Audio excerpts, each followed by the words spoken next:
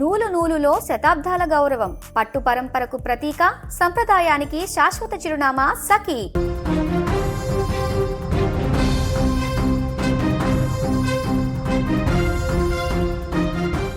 ఇప్పుడు ప్రస్తుతం దేశం అంతా కూడా ఒకే ఒక్క అంశంపై కదిలిపోతుంది, రగిలిపోతుంది. ఒక మాటలో చెప్పాలంటే ఈ ఘటన గురించి సోషల్ మీడియాలో కానీ న్యూస్ పేపర్స్లో కానీ చూసినా, విన్నా, చదివిన ప్రతి ఒక్కరు కూడా చెల్లించిపోతున్నారు. ఏంటంటే రాజస్థాన్లో జరిగినటువంటి దారుణమైన ఘటన. అది రాజస్థాన్లో 13 సంవత్సరాల బాలిక మీద జరిగినటువంటి దారుణమైన అటాక్.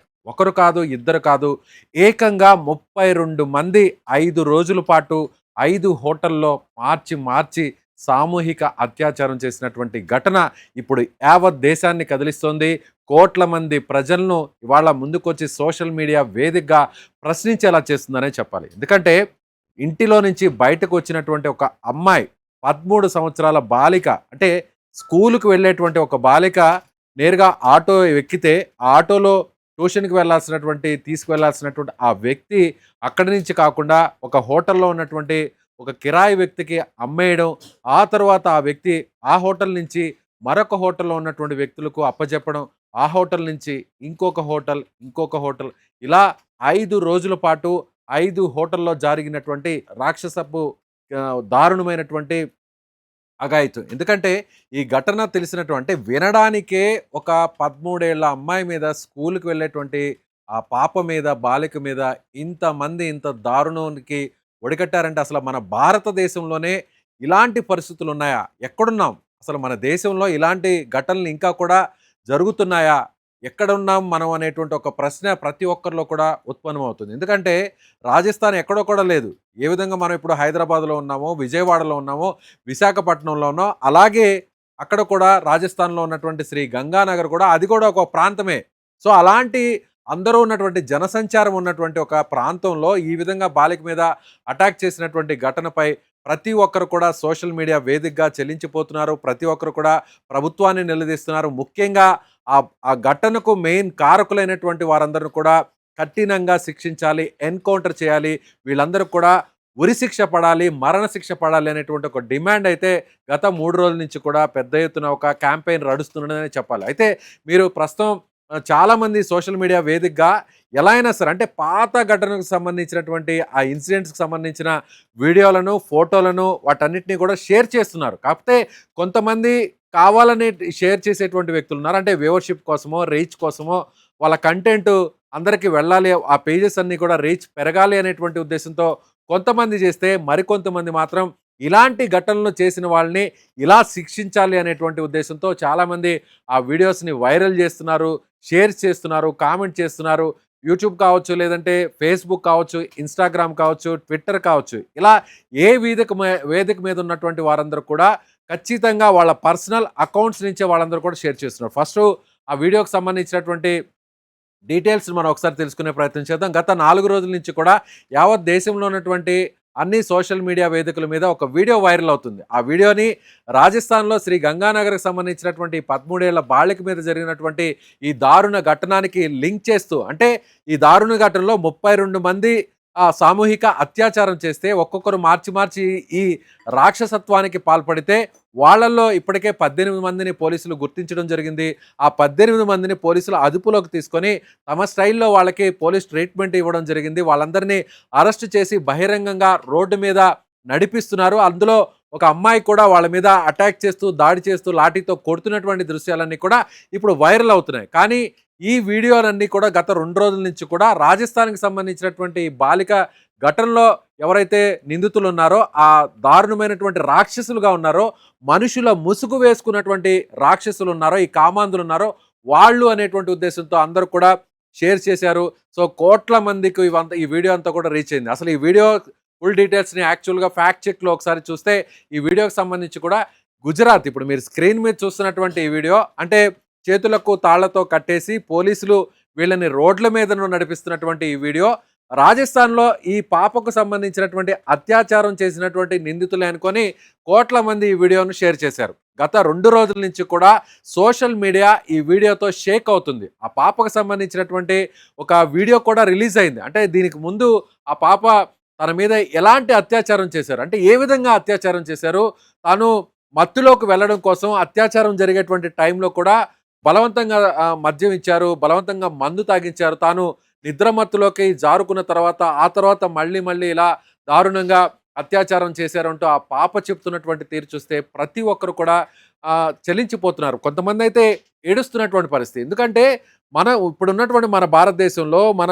ఏ రాష్ట్రంలో అయినా సరే ఇలాంటి ఘటనలు ఇంకా జరుగుతున్నాయి. అసలు ఎక్కడున్నా మనకున్నటువంటి చట్టాలు నిజంగా ఇలాంటి వ్యక్తుల్ని ఏం చేస్తున్నాయి? మనకున్న కోర్టులు కావచ్చు, పోలీస్ స్టేషన్లు కావచ్చు, విచారణ అధికారులు కావచ్చు, దర్యాప్తు సంస్థలు కావచ్చు, ఇంకా ఇలాంటి వ్యక్తుల్ని ఎందుకు బతికి ఉంచున్నారు? ఇంకా ఇలాంటి వ్యక్తుల్ని ఎందుకు ఈ విధంగా కాల్చి పారేయలేదు, చంపేయలేదు, ఉరిశిక్ష వేయలేదు, ఎన్కౌంటర్లు ఎందుకు చేయట్లేదు అనేటువంటి ఒక డిమాండ్ అయితే రేజ్ అవుతుంది. ప్రస్తుతం ఆ వీడియోని మీరు ఒకసారి స్క్రీన్ మీద చూడొచ్చు.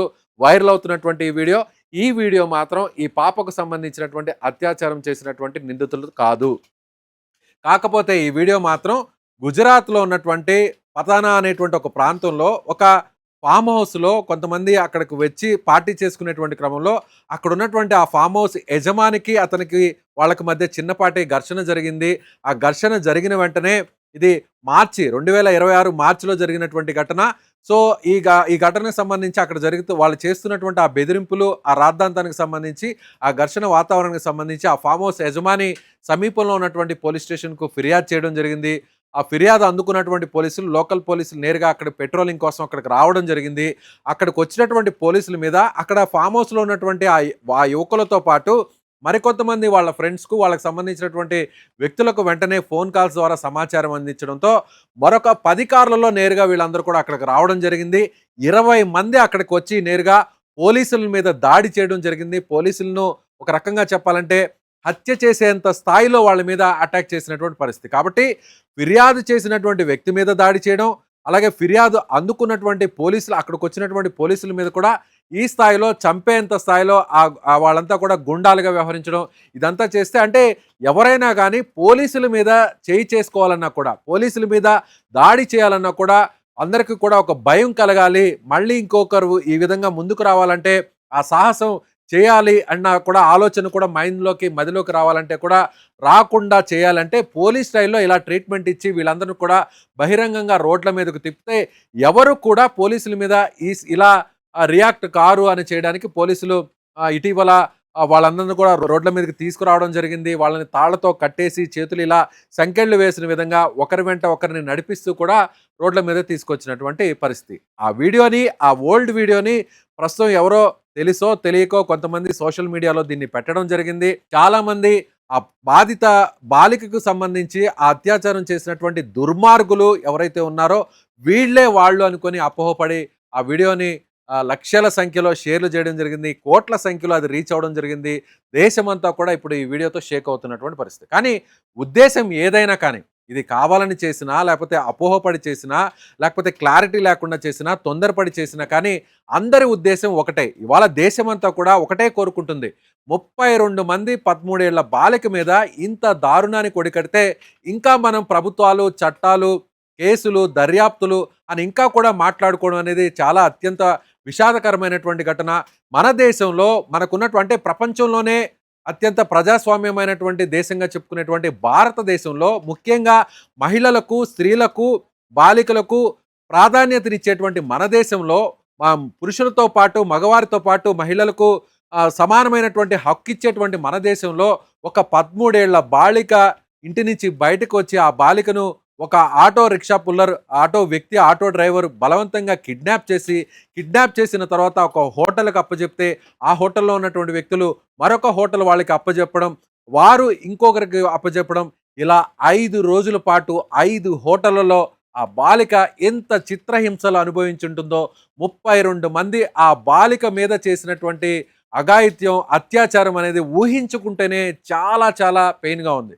చెప్పాలన్నా కూడా, ఈ వర్డ్స్ చెప్పాలన్నా కూడా అత్యంత బాధాకరంగా ఉంది. కానీ ఆ బాలిక అనుభవించినటువంటి వేదన, ఆ బాలిక భరించినటువంటి బాధ నిజంగా ఊహించుకుంటుంటేనే ప్రతి ఒక్కరికి కూడా కన్నీరు వచ్చేటువంటి పరిస్థితి. ఎందుకంటే 13 ఏళ్ల చిన్నారి, ఆ పాప అభంశుభం తెలిసి అప్పుడే సమాజం మీద కాస్త అవగాహన వచ్చి టీనేజ్లోకి వచ్చినటువంటి పాప.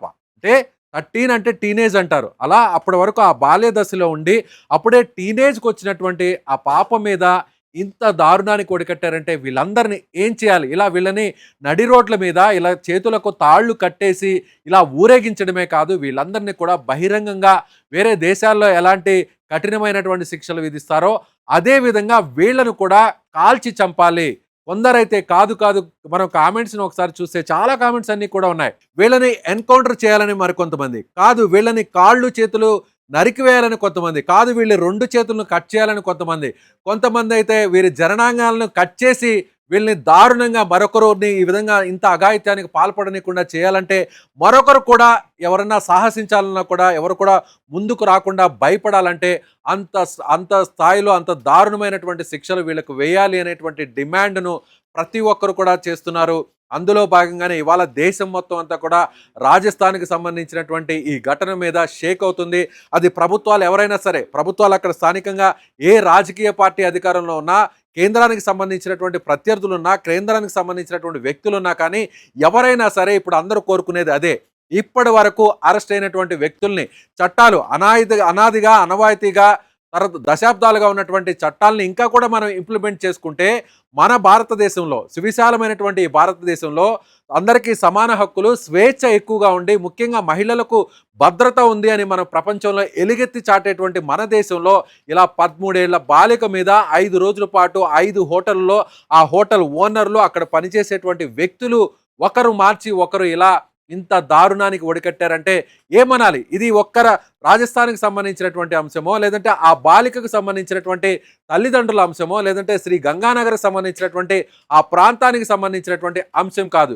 ఇది యావత్ దేశానికి సంబంధించిన అంశంగా ఈ ఘటన మా ఇంటిలో తన బిడ్డకు జరిగితే ఏం జరుగుతుంది అనేటువంటి ఒక బాధతో ప్రతి ఒక్కరు కూడా రగిలిపోతున్నారు. ప్రభుత్వాలు రాజకీయాలు ఎన్నైనా చేస్తాయి, రాజకీయ పార్టీలు ఒకరినొకరు విమర్శించుకుంటారు, ఒకరినొకరు అవసరమైన టైంలో ప్రభుత్వాలని నిలుపుకోవడానికి, మళ్ళీ తిరిగి ప్రభుత్వాన్ని గద్దెనెక్కడానికి, ప్రభుత్వ పాలనను తిరిగి మళ్ళీ వాళ్లే పాలించడానికి రకరకాల ఎత్తులు, పై ఎత్తులు, కుయుక్తులు పన్నుతుంటారు. కానీ ఇలాంటి ఘటనలు జరిగినప్పుడు మళ్ళీ ఇంకొకరు ఇలాంటి ఘటన చేయాలన్న ఆలోచన వాళ్ళ మైండ్లో రావాలన్నా కూడా, అలా రావాలంటే వీళ్లకు పడేటువంటి శిక్షే, వీళ్లకు పడేటువంటి ఆ దండనే, వీళ్లకు పడేటువంటి శిక్షను కూడా కాదు, వీళ్ళను కూడా అదే స్థాయిలో హింసిస్తే ఆ పాప పడినటువంటి బాధ, ఆ బాలిక అనుభవించినట్టు వేదన, ఆ పాప ఎంత దారుణానికి, ఇప్పటికీ కూడా ఆ పాప హాస్పిటల్లోనే ట్రీట్మెంట్ పొందుతుంది. ఇప్పటికీ కూడా రక్తస్రావంతో ఆ పాప చెప్పుకోలేనటువంటి బాధతో అనుభవించలేక ఆ పాప పడుతున్నటువంటి బాధను ఆ తల్లిదండ్రులు వివరించలేకపోతున్నారు. రీసెంట్గా మనం చూడొచ్చు, గత కొన్ని గంటల కిందట ఆ పాప చనిపోయిందంటూ కూడా కొన్ని మాధ్యమాల్లో వీడియో రిలీజ్ చేశారు. అంటే 32 మంది ఆ చిన్నారి మీద, 13 ఏళ్ల బాలక మీద 5 రోజుల పాటు మద్యం తాపిచ్చి మత్తులో అత్యాచారం చేశారంటే నిజంగా ఆ పాప బతుకుతుందా? ఆ పాప బతికిన ఎలా ఈ దేశంలో, సమాజంలో ఎలా తిరగలదు, ఎలా తిరిగి ఆ పాప జీవితాన్ని ముందుకు సాగించగలదు అనేటువంటి ఆలోచన ప్రతి ఒక్కరికి వస్తుంది. కాబట్టి అందరూ కూడా కొంతమంది మిస్గైడ్ అవుతున్నారు, కొంతమంది సమాచారం సరిగా లేకున్నా కూడా వాళ్ళందరూ కూడా పాప చనిపోయింది అనేటువంటి పోస్ట్తో అందరూ చెలించిపోతున్నారు. 32 మంది ఆ పాపను అత్యాచారం చేశారంటే ఆ పాప ట్రీట్మెంట్ తీసుకుంటూ చనిపోయింది అంటూ వచ్చినటువంటి ఒక అసత్యపు వార్త, అది నిజమో అబద్ధమో తెలియదు, కానీ కోట్ల మందిని కదిలించింది. నిజమే, ఆ పాప అంత వేదన అనుభవించింది కాబట్టి ఆ పాప చనిపోయి ఉంటుందేమో అనేటువంటి ఉద్దేశంతో అందరూ నమ్మి ఆ వార్తలను, ఆ వీడియోస్ను షేర్ చేస్తున్నారు. ప్రస్తుతం వైరల్ అవుతున్నటువంటి వీడియోస్లో చూస్తే ఒక వీడియో మాత్రం ఖచ్చితంగా ఫ్యాక్ట్ అనే చెప్పాలి. ఏంటంటే ఇప్పుడు మీరు స్క్రీన్ మీద చూస్తున్నటువంటి ఈ వీడియోస్లో ఆ బిల్డింగ్స్ని ఏదైతే డెమాలిష్ చేస్తున్నారో ఇవన్నీ కూడా ఆ బాలికను అత్యాచారం చేసినటువంటి హోటల్స్కి సంబంధించినటువంటి బిల్డింగ్స్. సో అక్కడ ఉన్నటువంటి స్థానికులందరూ కూడా పెద్ద ఎత్తున ఒక ఉద్యమం లాగా తీసుకురావడం, వీరందరూ కూడా ప్రభుత్వాన్ని, అధికారులను నిలదీయడంతో అక్కడ ఉన్నటువంటి స్థానికంగా ఉన్న మున్సిపల్ శాఖ కావచ్చు, లేదంటే వేరే ఇతర అన్ని శాఖలన్నీ కూడా ఏకమయ్యాయి, పోలీసులతో కలిసి చేయి కలిపాయి. ఆ బిల్డింగ్కు సంబంధించి అప్రూవల్ లేకుండా అనధికారికంగా ఆ బిల్డింగ్స్ని కట్టారు అనేటువంటి కారణంతో కూల్చినప్పటికీ కూడా ఖచ్చితంగా ఇలాంటి హోటళ్ళు ఇక్కడ మన దగ్గర మనుగడ సాధించడానికి కుదరదు, ఇలాంటి హోటళ్ళు ఉంటే నిజంగా ఇలాంటి దారుణాలు మరిన్ని జరుగుతాయి అనేటువంటి ఒక డిమాండ్ రైజ్ అవడంతో సో మీకు స్క్రీన్ మీద కనిపిస్తున్నటువంటి హోటల్స్ను ఇమీడియట్గా అక్కడ ఉన్నటువంటి స్థానిక అధికారులు కూల్చివేయడం జరిగింది. అంటే కొంతమంది దీని మీద విమర్శలు ఎన్ని చేసినా, అంటే అక్కడ సాక్ష్యాలు దొరకకుండా ఉండి చేయడం కోసమే కొంతమంది కావాలనే ఈ హోటల్స్ని కూల్చేశారని వ్యతిరేకంగా మాట్లాడినా కూడా ఖచ్చితంగా ఈ హోటల్స్ని కూల్చేయాలి. ఈ హోటల్స్లో ఎవరైతే ఇంత దారుణానికి ఒడికట్టారో వాళ్ళందరూ కూడా ఇప్పుడు బిల్డింగుల్ని ఏ విధంగా అంటే 4 అంతస్తులు 5 అంతస్తులు ఎత్తులో ఉన్నటువంటి బిల్డింగ్స్, అవి ఎంత పెద్దగా ఉన్నటువంటి బిల్డింగ్స్ అయినా కానీ నిలువునా కూల్చేశారో, నిలువునా బుల్డేజర్తో నేలమట్టం చేశారో, ఈ దారుణానికి ఒడికట్టిన వాళ్ళను కూడా ఇలాగే ఈ స్థాయిలోనే వాళ్ళని కూడా శిక్షించాలి, వాళ్ళ మీద కూడా ఇలాంటి చర్యలు తీసుకోవాలి అనేటువంటి డిమాండ్ అయితే పెద్ద ఎత్తున వస్తుంది. మీరు స్క్రీన్లో చూస్తున్నటువంటి ఈ బిల్డింగ్స్ను కూల్చేస్తున్నటువంటి ఆ విజువల్స్, ఎస్, ఆ పాపకు సంబంధించినటువంటి అత్యాచారం జరిగినటువంటి హోటల్స్ సంబంధించిన బిల్డింగ్స్, వాటి మీద ఇమీడియట్గా స్పందించారు. ఇందులో అధికారులు వెంటనే దీనికి సంబంధించి కేసు పురోగతికి సంబంధించి లేకపోతే ఆధారాలు పూర్తిగా వచ్చి కోర్టుకి సబ్మిట్ చేసి కోర్టు ఇచ్చేటువంటి జడ్జిమెంట్ మీద ఆధారపడకుండా స్థానికంగా వస్తున్నటువంటి పబ్లిక్ డిమాండ్ను వాళ్ళు పరిగణలోకి తీసుకొని అక్కడ ఉన్నటువంటి స్థానికంగా ఉన్న అధికార యంత్రాంగం స్పందించింది. ఆ హోటల్స్ని నిలువునా కూల్చేసింది. మొత్తం ఆ బిల్డింగ్స్ ఏ స్థాయిలో ఉన్నా కూడా వాటన్నిటిని కూడా నేలమట్టం చేసింది. హోటల్స్ను మాత్రమే కూల్చడం కాదు, ఆ హోటల్స్లో ఇంత దారుణానికి ఒడిగట్టినటువంటి ఆ 32 మందిని కూడా ఇదే బిల్డింగ్ల కింద సమాధి చేయాలి అనేటువంటి ఒక డిమాండ్ అయితే పెద్ద ఎత్తున వస్తుంది. కాబట్టి మీరేమనుకుంటున్నారో మీరు కూడా మీ అభిప్రాయాన్ని కామెంట్ రూపంలో తెలియచేయండి. ఈ విశ్లేషణ అంతా కూడా ఒకే ఒక్క మాట, యావత్ దేశమంతా కదిలింది. మొత్తం రాష్ట్రం, భాష, ప్రాంతం, కులం, మతం, వర్గం, లింగం అనే భేదం లేకుండా యావత్ దేశమంతా కూడా గత 4 రోజుల నుంచి మీడియా, సోషల్ మీడియా వేదికగా మొత్తం సోషల్ మీడియాని షేక్ చేస్తున్నారు. అది ఒకే ఒక్క ఘటనకు సంబంధించి ఈ పాప, ఈ చిన్నారి 13 ఏళ్ల చిన్నారి మీద 32 మంది 5 రోజుల పాటు చేసినటువంటి ఈ దారుణమైనటువంటి అత్యాచారం, ఈ సామూహిక అత్యాచారం, వీళ్ళకి ఎలాంటి శిక్షలు పడాలి, వీళ్ళని ఏ విధంగా శిక్షించాలి, వీళ్ళని ఏ విధంగా హింసించాలి. సో మనం 2016లో జరిగినటువంటి ఒక ఘటన యావత్ దేశాన్ని మొత్తాన్ని కదిలించింది. అందులో 23 సంవత్సరాలు ఉన్నటువంటి ఒక స్టూడెంట్ తన ఫ్రెండ్తో కలిసి బస్సులో ట్రావెల్ చేస్తున్నటువంటి ఘటన నిర్భయ. ఈ నిర్భయ అనే పేరు చెప్పిన ప్రతి ఒక్కరికి ఆ ఇన్సిడెంట్ గుర్తొస్తుంది. నిర్భయ పేరు చెప్పంగానే ఇప్పటికీ దేశంలో మనం ప్రతి ఒక్కరు కూడా ఆ ఘటన గురించి మనం మాట్లాడుకుంటాం. బస్సులో తన ఫ్రెండ్తో కలిసి ట్రావెల్ చేస్తున్నటువంటి క్రమంలో కొంతమంది ఆ బస్సులో ఉన్నటువంటి వ్యక్తులు కొంతమంది బస్సులోకి చొరబడి ఆ పాపను ఆ యువతిని అటాక్ చేయడం, అతన్ని దాడి చేయడం, అతను బస్సులో నుంచి తోసివేసి బస్సులోనే అత్యంత దారుణంగా సామూహికంగా అత్యాచారం చేయడం, నిజంగా ఆ పాపం మీద జరిగినటువంటి, ఆ యువత మీద జరిగినటువంటి దాడి ఇప్పటికి కూడా మనం చర్చించుకుంటాం. దేశాన్ని మొత్తాన్ని ఇది కదిలించింది. సో పార్టీలను కదిలించింది, ప్రజలను కదిలించింది, అన్ని ప్రాంతాలని కూడా కదిలించి ఏకం చేసింది. అప్పుడే ప్రభుత్వాలు కూడా స్పందించాయి. సో వెంటనే ఇమీడియట్గా ఇన్వెస్టిగేషన్ జరిగింది. ఈ ఘటనకు గారకుల్లో కొంతమంది ఎవరైతే మైనర్లు కూడా ఉన్నటువంటి విషయం కూడా తెలిసింది. ఈ ఘటనకు సంబంధించి నిర్భయ ఘటనలో కారకులు ఎవరైతే ఉన్నారో ఆ దుర్మార్గులకు శిక్ష వేయడం జరిగింది. ఆ తర్వాత రీసెంట్గా 2 సంవత్సరాల కిందట వెస్ట్ బెంగాల్లో జరిగినటువంటి ఒక మెడికో అంటే ఒక ట్రైనింగ్లో ఉన్నటువంటి ఒక ఎవరైతే వైద్యురాలు ఉన్నారో ఆ వైద్యురాలు అక్కడ డ్యూటీ చేస్తున్నటువంటి క్రమంలో అక్కడ ఆమె మీద అత్యాచారం చేసి హత్య చేసినటువంటి ఘటన ఇప్పటికీ గుర్తుంది. సో ఇలాంటి ఇన్సిడెంట్ ఒక్కసారిగా దేశాన్నంతా కూడా ఏకం చేస్తున్నాయి. కాబట్టి ఇప్పటికైనా ఈ 2 ఘటనలతో పోలిస్తే ఇలాంటి ఘటనలు చాలా జరిగాయి, కానీ ఇప్పుడు జరిగినటువంటి ఘటన మాత్రం మళ్ళీ ప్రతి ఒక్కరిని కూడా ఆలోచింపజేస్తుంది, ప్రతి ఒక్కరిని కూడా ఉద్వేగపూరితంగా మాట్లాడేలా చేస్తుంది, ప్రతి ఒక్కరిని కూడా సోషల్ మీడియా వేదికగా ఇలా ఏ వార్త వచ్చినా, రాజస్థాన్కి సంబంధించినటువంటి ఆ పాపకు సంబంధించినటువంటి ఏ అప్డేట్ వచ్చినా కూడా, ఏ వీడియో వచ్చినా కూడా, ఏ ఫోటో వచ్చినా కూడా, ఎస్ ఇది ఆ పాపకు సంబంధించినటువంటి వీడియోనేమో, ఎస్ ఇది ఆ పాపకు రిలేటెడ్గా ఉన్నటువంటి పోస్ట్ ఏమో అనేటువంటి ఉద్దేశంతో అందరూ కూడా షేర్ చేస్తున్నారు, అందరూ కూడా వైరల్ చేస్తున్నారు. కానీ అందరి ఉద్దేశం ఒకటే, ఈ పాప మీద ఇంతటి అఘాయిత్యానికి పాల్పడినటువంటి ఆ దుర్మార్గుల్ని శిక్షించాలి.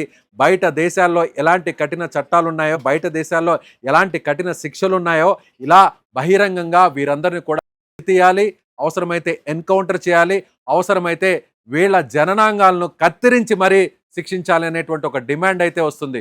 సో నేను కూడా ఒక మనిషిగా, నేను కూడా ఒక తండ్రిగా ఇలాంటి పాప మీద జరిగినటువంటి దారుణం గురించి చెప్పడం, విశ్లేషించడం చాలా బాధ కలిగిస్తుంది. కాబట్టి ఈ వీడియో చూస్తున్న వారు మళ్ళీ ఇలాంటి ఘటన మన దేశంలో, మన ప్రాంతంలో జరగకుండా ఉండాలంటే, పిల్లలకు ఒక రక్షణ కలగాలంటే, ఒక భద్రత కలగాలంటే, ఎవరైనా ఇలాంటి దారుణానికి ఒడికట్టాలంటే మళ్ళీ అటువైపు కన్నెత్తి చూడకుండా ఆలోచన వాళ్ళ మదిలో రాకుండా ఉండాలంటే ఏం శిక్ష వేయాలో, ఏ విధంగా శిక్షించాలో, ఏ విధంగా హింసించాలో మీరు కూడా కామెంట్ బాక్స్లో తెలియచేయండి.